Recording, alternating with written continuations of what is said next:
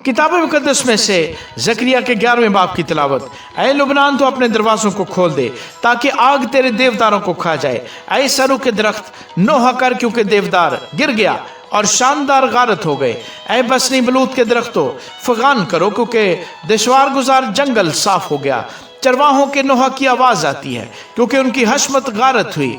जवान बबरों की गर्ज सुनाई देती है, क्योंकि यर्दन का जंगल बर्बाद हो गया। खुदावंद मेरा खुदा यूं फरमाता है कि जो भेड़ें ज़िबा हो रही हैं उनको चरा, जिनके मालिक उनको ज़िबा करते और अपने आप को बेकसूर समझते हैं, और जिनके बेचने वाले कहते हैं खुदावंद का शुक्र हो कि हम मालदार हुए, और उनके चरवाहे उन पर रहम नहीं करते।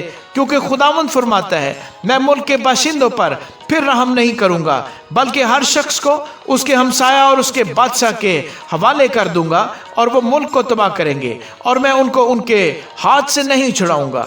पस मैंने उन भेड़ों को जो ज़िबा हो रही थी, यानी गल्ला के मस्कीनों को चराया, और मैंने 2 लाठियां ली, एक का नाम फजल रखा और दूसरी का इत्तेहाद, और गल्ला को चराया। और मैंने 1 महीने में 3 चरवाहों को हलाक किया, क्योंकि मेरी जान उनसे बेजार थी और उनके दिल में मुझसे कराहियत थी। तब मैंने कहा कि अब मैं तुमको न चराऊंगा, मरने वाला मर जाए और हलाक होने वाला हलाक हो, और बाकी एक दूसरे का गोश्त खाएं। तब मैंने फजल नामी लाठी को लिया और उसे काट डाला, कि अपने अहद को जो मैंने सब लोगों से बांधा था मनसूख करूं, और वो उसी दिन मनसूख हो गया। तब गल्ला के मस्कीनों ने जो मेरी सुनते थे मालूम किया कि ये खुदावंद का कलाम है, और मैंने उनसे कहा कि अगर तुम्हारी नज़र में ठीक हो तो मेरी मजदूरी मुझे दो, नहीं तो मत दो। और उन्होंने मेरी मजदूरी के लिए 30 रुपए तोल कर दिए।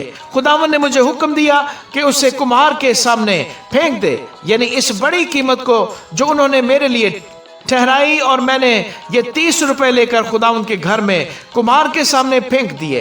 तब मैंने दूसरी लाठी यानी इत्तेहाद नामी को काट डाला, ताकि उस बरादरी को जो यहूदा और इसराइल में है मौकूफ करूं।